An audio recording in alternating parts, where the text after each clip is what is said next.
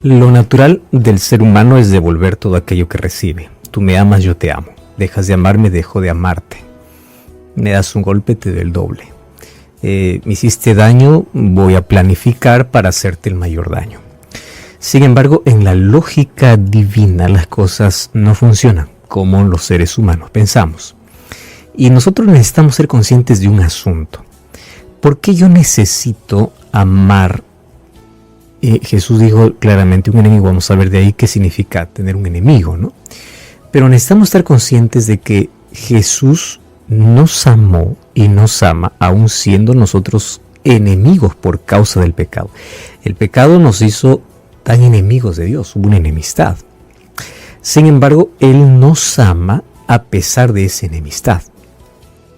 Hasta que finalmente nos convertimos en amigos. Y ahora la amistad que se desarrolla con Dios a través del compañerismo, a través de la intimidad diaria, del tiempo que se pasa con Él, se transforma la enemistad en amistad. Pero sin Dios el ser humano es un enemigo de Dios. No porque Dios creó esa enemistad, sino porque el pecado y nosotros mismos reforzamos al ser enemigos de Dios, al dar la espalda a Dios, no querer nada de Dios, rebelarnos contra Dios. Bueno, si Dios nos ama, siendo nosotros sus enemigos, Él nos manda a nosotros también a amar a aquellos que llamamos enemigos. Y ahí viene la pregunta, ¿el cristiano puede tener enemigos? Bueno, vamos a ver de dónde surgen las enemistades. No siempre la enemistad es provocada de parte de alguien. A veces hay enemistades creadas por circunstancias o simplemente porque, como ya se mencionó, a alguien no le caes bien y dices, bueno, conmigo no nada que ver y no solamente se restringe a eso, sino que aparte de eso intenta hacer daño y daño y daño. En la Biblia, la mayor enemistad que tenemos justamente es por causa de la fe. Y aquí sí el asunto es más serio. ¿Cuántas veces personas han sido discriminadas por causa de su fe? Las familias han desheredado, padres han desheredado a sus hijos por causa de su fe, de su religión, de su entrega. ¿Cuántas personas han sido excluidas de un grupo, despreciadas, maltratadas por causa de? ¿En qué se torna? En un enemigo. ¿Más de quién? Es verdad que del cristiano. Mas detrás de ese cristianismo hay un Dios. Ahora, qué interesante es que Jesús dice, si es que ellos están odiando, por causa de ello tú muéstrales realmente a qué Dios sirves. Y el Dios a quien tú sirves no es un Dios que se venga, no es un Dios que está listo para tratar mal a aquel que le hace daño. Entonces, si es que te odian por causa de tu fe, si es que te odian, tú demuéstrales que realmente el odio que ellos están teniendo está fundado en que tú eres diferente. Porque si te odian por causa de que eres cristiano y tú actúas a la altura de la ofensa que ellos te hacen, entonces su odio no tiene ni sentido, porque estás actuando igual. ¿Detrás de qué cristiano están yendo? Entonces es interesante que aquí la palabra enemigo más está enfocado no en las enemistades cotidianas, sino en las enemistades que se provoca por causa de la fe. Por eso es que Jesús habla en Mateo 5, orad por los que os persiguen, por aquellos que manchan su nombre, intentan denigrar su persona, su carácter, su nombre, manchar. Orad por ellos, porque ellos están persiguiendo a ti, es verdad, pero me están persiguiendo a mí. Un día cuando Jesús tuvo que enfrentar a Saulo en el camino a Damasco, no le dijo Saulo, ¿por qué persigues a mi iglesia? No le dijo Saulo, ¿por qué persigues a los cristianos? Le dijo Saulo, ¿por qué me persigues? ¿Por qué conmigo el asunto? Porque detrás de cada creyente que representa bien a Dios, Cristo tiene que mostrarse. Entonces el asunto del amor es más o menos como cuando tú vas a maltratar una flor. Entonces una flor que da perfume, tú puedes arrancar sus pétalos y en lugar de herirte te da perfume. Lo mismo sucede con el cristiano, porque la esencia de la flor es su perfume y la esencia del cristiano es el amor. Entonces cuando se rompe un pétalo, cuando alguien intenta maltratar por causa de la fe, en lugar de dar una actitud de venganza, comienza a dar el perfume del amor. ¿Por qué? Porque al arrancar tú demostraste que Cristo está allí contigo. Entonces las personas tienen que oler ese perfume, tienen que ver de que la razón de su persecución, de su odio contra el cristianismo, realmente al final tienen que verse que son frustrados todos sus planes de daño contra el cristiano, porque no encontraron a alguien con quien luchar o pelear. Encontraron en lugar de venganza, amor. Y qué interesante es que a través de ello demostramos que realmente Dios está con nosotros. Entonces, el desafío va más allá de voy a amar de palabra. Tiene que ver con actitudes. Sin embargo, esto ha traído confusión. ¿Qué tipo de confusión? Amar al enemigo significa demostrarle todo mi afecto. Eso queremos ver ahora. ¿Qué significa amor en acciones? Y la Biblia misma nos explica, y eso hablaremos aquí en Hablar con Dios. Existe una frase que dice así: hacer mal por el bien que te han hecho es diabólico. Hacer bien por el bien que te han hecho es humano. Pero hacer bien por el mal que te hicieron es divino. Cada uno nos ubicamos en una de estas tres expresiones. O hacemos mal por bien. Hay tanta gente que el bien que reciben lo devuelven con mal. Gente que yo creo que en su mayoría me haces el bien, te hago el bien. Aquí se ubica la mayoría. Y donde se ubica siempre la minoría va a ser en la última. ¿Cómo devuelvo con bien el mal que me hicieron? Eso ya no es una acción directamente divina o humana, eso es divina. Mateo capítulo 5, versículo 43 hasta el versículo 48, encontramos todavía que es parte del sermón de Jesús en la montaña, donde allí primero colocó las bienaventuranzas. Y las bienaventuranzas demuestra cuál debe ser el carácter del creyente. O sea, aquel que es llamado a formar parte del reino necesita desenvolver un carácter diferente. Y ese carácter comienza con la pobreza.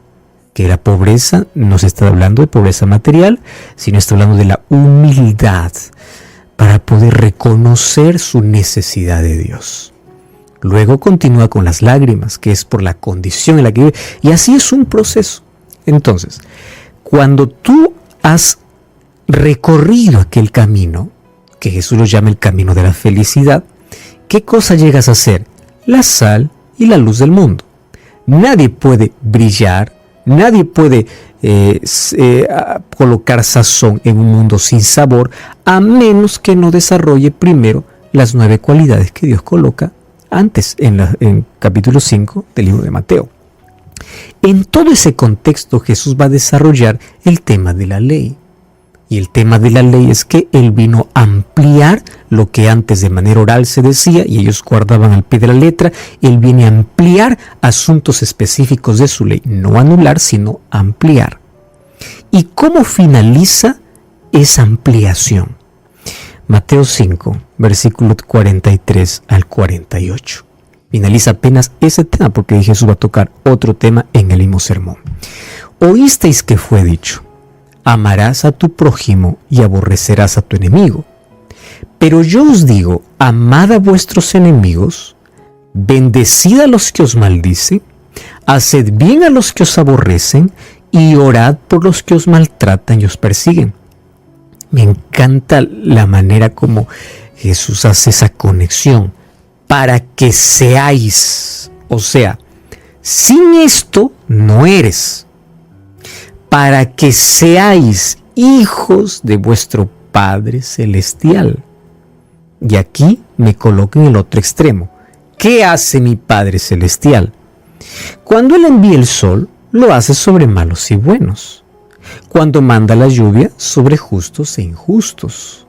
Porque si ustedes aman solo al que os ama, ¿qué recompensa van a tener? ¿No hacen así también los publicanos? Si ustedes saludan solo a vuestros hermanos, ¿qué demás hacen? ¿No hacen lo mismo los paganos? Y concluye la idea: sed pues perfectos como vuestro Padre Celestial es perfecto. En este texto tenemos varias líneas como para poder desarrollar en lo que tiene que ver la manera como el ser humano tiene que vivir y reaccionar ante circunstancias adversas de la vida. Vamos a tomar apenas 3 puntos importantes. El primer punto, analizar el texto. Sabes que este texto Jesús lo está mencionando de manera poética. Y en una poesía existe un principio y ese principio es desarrollado. Tú ya te diste cuenta que todas las poesías y los poemas todos giran en base a una sola idea. De ahí viene el desarrollo de esa idea, bueno, de manera bonita, poética, ¿no? Ahora, ¿cuál es el principio de Mateo capítulo 5? Amar. Ese es el principio. Solo que el amor va más allá de los límites que el ser humano ha colocado. ¿Qué límites el ser humano ha colocado? Yo te amo mientras me amas. Yo amo a los que me hacen el bien. Esos son todos los límites humanos. Pero tiene razón el ser humano en colocar límites porque su amor es limitado. ¿Entiendes? Cuando el ser humano dice, yo solamente voy a amar a quien me ama, lo que está pensando es en el único amor que puede producir, que es el amor biológico. Un conjunto de sustancias que el hipotálamo segrega cuando tiene bienestar, placer, de poder encontrar a alguien, conocer a alguien, le cae bien a alguien. El ser humano produce sustancias naturales. Allí se produce el bienestar. Yo quiero conversar, quiero conocer más. Y es bonito, es agradable. ¿Cuánto dura eso? Todo lo que el ser humano puede segregar, todo lo que el ser humano puede dar, tiene fecha de vencimiento. Ante el primer problema cae, ante el primer desacuerdo termina, ante la primera dificultad acaba. El ser humano lo que puede producir termina. Sin embargo, Jesús viene para romper los límites humanos y para mostrarnos de un amor que el ser humano no puede producir. Lo que yo puedo producir acaba, pero lo que el ser humano puede recibir para dar tiene que estar unido a la fuente inagotable del amor y esto nunca acaba. Esto va a fluir y fluir y fluir. Entonces Jesús me dice, ama, pero más allá de tus límites. Porque tú colocaste límites para el amor. Bueno, Señor, ¿y cómo? Porque aquí el mayor problema de este texto no solo es amar, sino cómo lo amo. ¿Cómo yo puedo amar a alguien que me está maldiciendo todo el día? A alguien que me excluye por causa de mi fe. ¿Cómo puedo amar, puede decir un hijo, a los padres que lo desheredaron por causa de su fe? ¿Cómo puede amar una persona que fue despedida de su trabajo por causa de su religión? ¿Cómo puede amar? Ahora estamos enfocándonos más en asuntos netamente que tienen que ver por su fe en Cristo, porque en sí el odio que las personas tienen, en el contexto que Jesús está hablando, es en sí por servir a Cristo. Las personas, por seguir a Cristo, a veces se van a ganar enemigos, y los enemigos van a comenzar por la propia casa. Estoy hablando para alguien que el momento que tomó la decisión de ser bautizado, de seguir a Jesús, comenzaron una revolución en casa, lo despidieron de casa, en fin, no le saludaban, lo maldecían, perdiste amigos, perdiste empleo, perdiste clases, perdiste materias, o no sé. Entonces, todo eso, ¿qué cosa genera? Un odio contra ti, discriminación, exclusión total. Ahora Jesús dice, tienes razón en lo que hacen. ¿En qué sentido tiene razón? Porque ellos quieren ver realmente cómo eres tú, cómo reaccionas. Si es que realmente te están odiando por eso y se tornaron enemigos por eso, demuéstrales que la enemistad que ellos han creado a ti no te va a afectar, porque en lugar de arrancar de ti resentimiento, rencor y odio, lo que van a ver es quién está en ti. Ahora, ¿cómo yo amo entonces? ¿Cómo yo puedo decir, yo amo? Me voy a acercar a una persona que dice, te maldigo por ser esto, por ser creyente. Yo te amo. No nace, no hay manera. ¿Cómo yo puedo llegarme cerquita de él para darle un abrazo y decirle cuánto te amo? Fíjate una cosa. Gracias a Dios que Jesús mismo nos enseña cómo amar. Y la manera como amamos se traduce en 3 acciones porque Jesús mismo lo explica. Él dice, vas a amar a sus enemigos. Y aquí dice cómo. La explicación está en 3 acciones. Primera acción, haced el bien a los que os aborrecen, bendecid a los que os maldicen y orad por los que os maltratan y os persiguen. Entonces, ¿de qué manera yo amo? Número 1, no devuelvo el mal que alguien me hizo. ¿Entiendes? Porque mi reacción natural es, alguien me hizo daño, voy a devolver el mal. El hecho de yo no devolver el mal, y si en algún momento él me necesita y yo hago el bien, eso significa un acto de amor. No significa que yo estoy ahí, te quiero, te amo, aunque tú me odies. No. No es que, ay Señor, hazme sentir aquí en mi corazón tanto amor por aquel que me maltrata. No está diciendo eso. Está diciendo, alguien te hizo daño. El hecho de no devolver el mal que te hizo, y en lugar del mal, si en un momento puede ser el bien, ese es el acto de amor. Esa es la primera acción. Segunda acción, alguien te maldice, no entres a su nivel de maldiciones. Que de tus labios no salga maldición, sino bendición. El hecho de hacer eso es amor. Y el hecho de orar por aquel que te maltrata, sin que él lo sepa, es amar. Entonces, ¿cómo yo amo a quien me perjudicó, me hizo daño, me maltrató, me discriminó, me excluyó por causa de mi fe, por alguna razón? ¿Cómo yo lo amo? Haciendo el bien, bendiciendo y orando. No necesito estar abrazándolo cada rato para decirle que lo amo.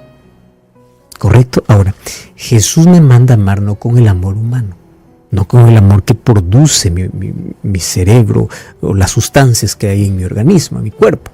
Jesús me manda a amar con un amor ágape. Este amor ágape es aquel que nace y tiene su origen solamente en Dios. Jesús no me manda a amar al enemigo como yo amo a un familiar, un amigo, aquel que me trata bien. Aquel que yo lo amo y también hay un afecto. Pero Jesús me manda a amar al enemigo en cuestión de no devolver todo el mal que él me hizo.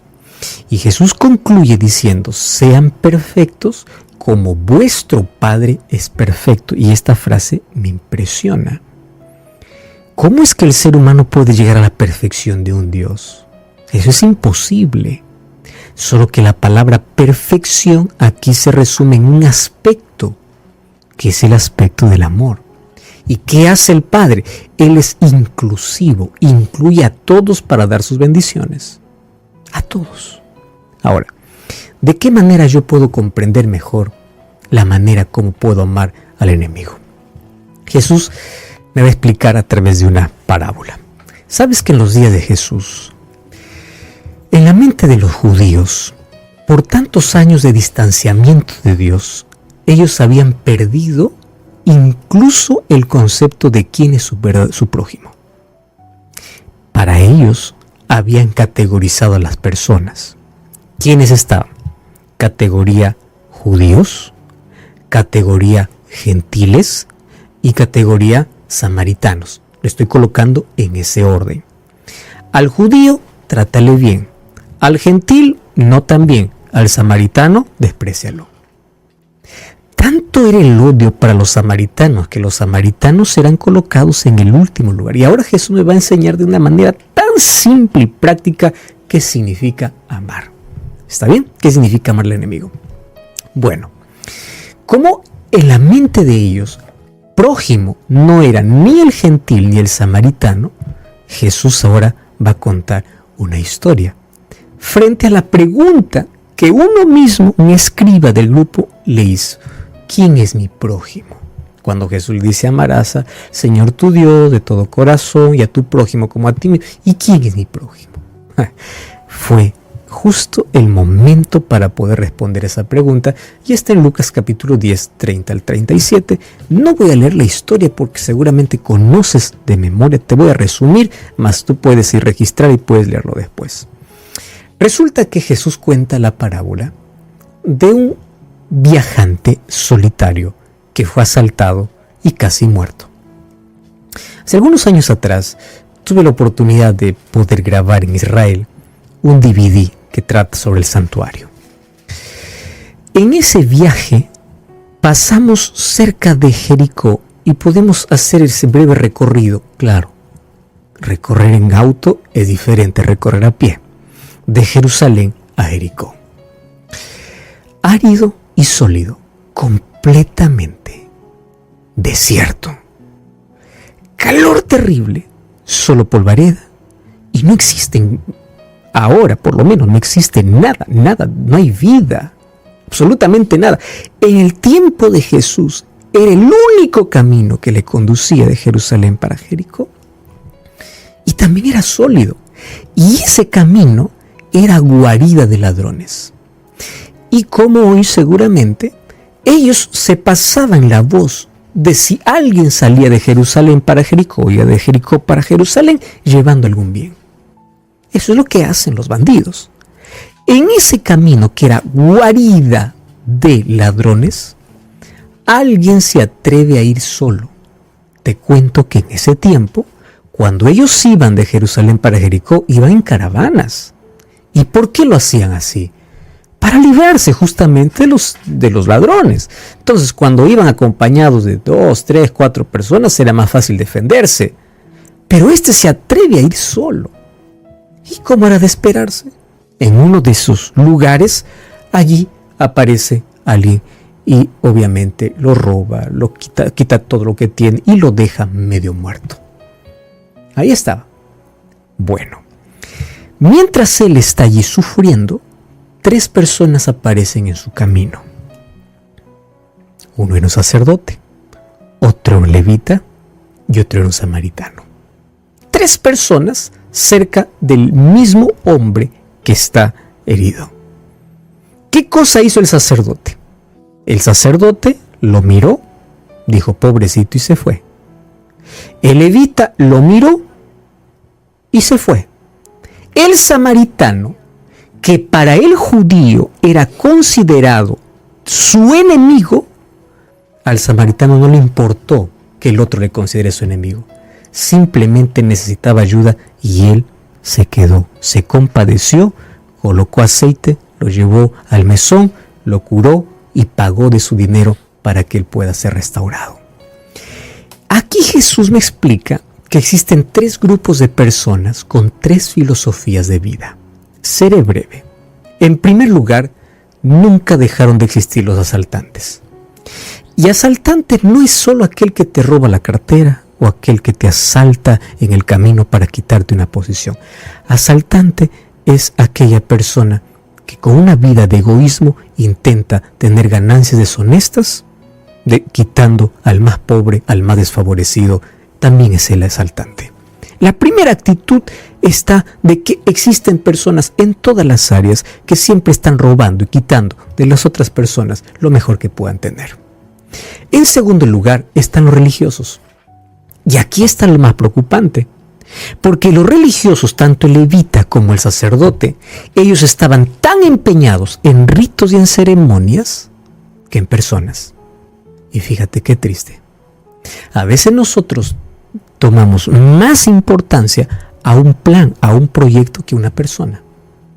Usamos a las personas para cumplir nuestros proyectos, pero no vemos a las personas como son. ¿Qué hizo el samaritano? El samaritano comenzó a amar con un amor que viene de Dios. A él no le importó si el judío que estaba muriendo toda la vida lo había despreciado. No le importó si es que lo conocía o no, que en algún momento no le haya saludado, lo haya maldecido por él ser un samaritano. Todas las diferencias se acabaron. Y el momento cuando necesitaba ayuda, tuvo compasión. Porque fíjate una cosa, el verdadero amor radica en la compasión que nace de un corazón entregado a Dios. Y tener compasión no es tener pena o lástima. Ay, pobrecito, pero no hago nada. No, la compasión me lleva a la acción. Yo tengo compasión de alguien y veo cómo lo ayudo. Porque todos tienen pena. Ay, pobrecito, ¿qué tal? Como allí el sacerdote y el levita. Pobrecito, cayó en manos de bandidos y se fueron. Nuestro mundo está lleno de gente que pasa delante de aquel que está herido y dice, solo pobrecito. Solo el que tiene compasión se detiene y no importa si aquel que está herido es un malandrín, es su enemigo, es alguien que le hizo daño, es simplemente ese momento lo ve como alguien que necesita ayuda. Eso es amor. Y Jesús dice así, mira, tomando ese principio. Cuando alguien necesite tu ayuda, no mires quién es ni qué hizo. Ayúdale, porque de esa manera demuestras que amas. El amor que Jesús te manda no es un amor lleno de afecto, de abracitos y de caricias. Es de acciones de bien. Inclusive aquel que tanto daño te hizo. Ora, haz el bien y bendice. Eso es lo que Dios te pide. Ora conmigo. Gracias, Señor, por tu palabra. Coloca en nuestro corazón el amor que no tenemos de manera natural. Produce el milagro a través de tu Santo Espíritu y enséñanos a mostrar a las personas que en esencia el mayor perfume que tenemos que dar es tu gracia y tu amor que está en nuestra vida. Enséñanos a amar. En el nombre de Jesús. Amén.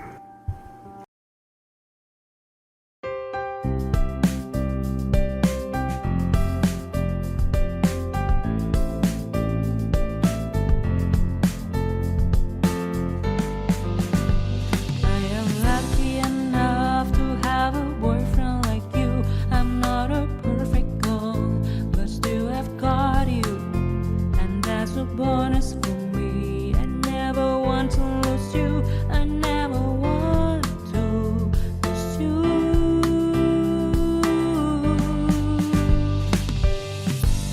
You will not believe, but it is true when I say that you are the more important person in my life. Your love has conquered my heart and left me asking for more. I love you for who you are.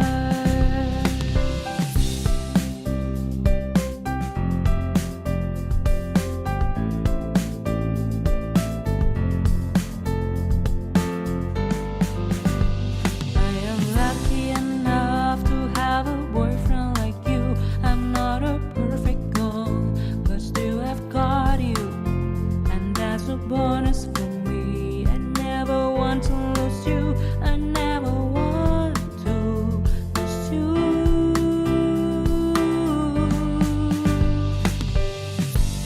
You will not believe, but it is true when I say that you are the more important person in my life.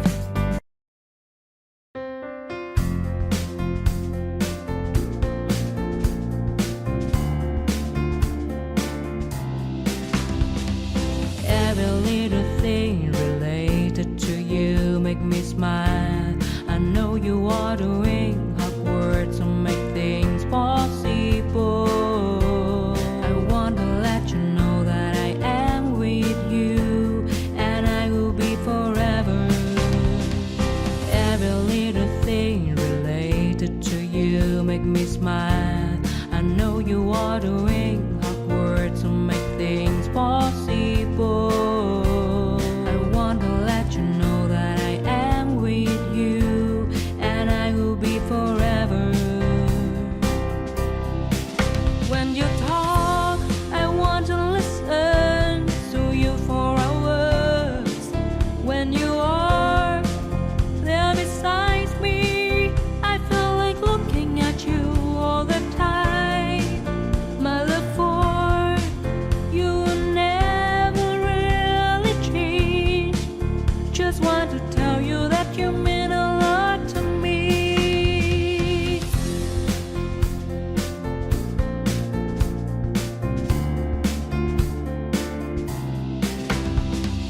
Every little thing related to you make me smile.